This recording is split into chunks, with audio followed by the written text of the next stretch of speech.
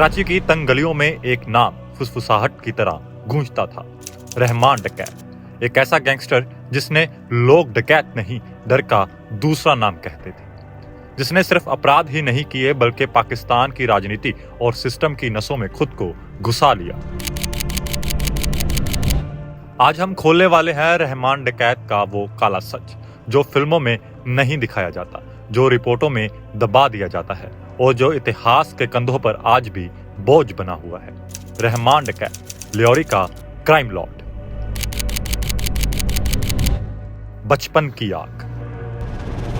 1975 कराची का ल्योरी इलाका।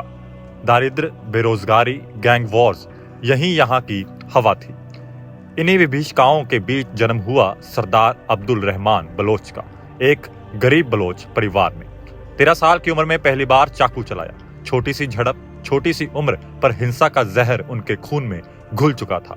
लेकिन 19 साल होते होते एक ऐसा अपराध हुआ जिसे सुनकर कराची भी कांप गया। रिपोर्ट के मुताबिक रहमान ने अपनी ही मां की हत्या कर दी। क्यों? घरेलू विवाद, गैंग के भीतर कोई संदेश, आज तक कोई नहीं जानता। लेकिन हाँ, उस रात एक गैंगस्टर पैदा हो चुका था। गैंगस्टर का उदय। 90s के अंत तक रहमान डकैत ल्योरी का अंधेरी गलियों का लॉर्ड बन चुका था।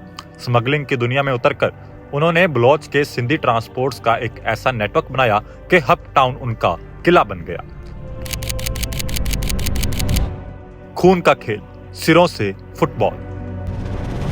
रहमान की क्रूरता सीमा से परे थी। रिपोर्ट्स में दर्ज है वो दुश्मनों के काटे हुए सिरों से फुटबॉल खेलता था।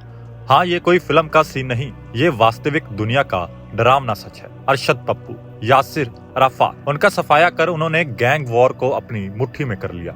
और फिर दौर शुरू हुआ खून, बदला और खौफ का। गिरफ्तारी और 79 कबूलनामे। 18 जून 2006 सरकार ने इसे छिपाया, लेकिन रहमान पकड़ा जा चुका था।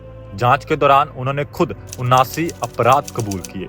हत्या, लूट, पुलिस हथियारों की चोरी और वो कत्ल जिसकी गूंज दशकों तक सुनाई गई। बीबीसी की एक रिपोर्ट जो सिर्फ ऊंचे अधिकारियों तक सीमित थी, उसने इन सबको एक एक करके उजागर किया। राजनीति, सत्ता और छिपे सौदे।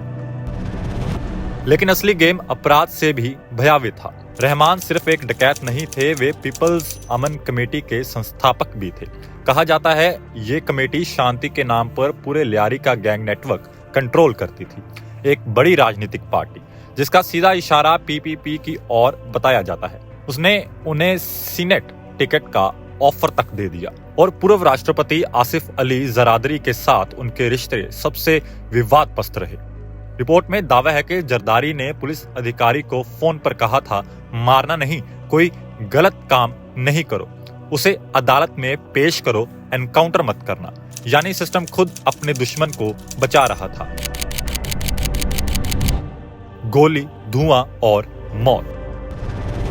2009 सरकार ने ल्योरी के गैंग्स पर कड़ा एक्शन शुरू किया। एक शूटआउट में रहमान डकैत मारा गया। सरकारी रिकॉर्ड यही कहते हैं, लेकिन सवाल यही है, क्या वो असली एनकाउंटर था या एक क्लोज्ड चैप्टर?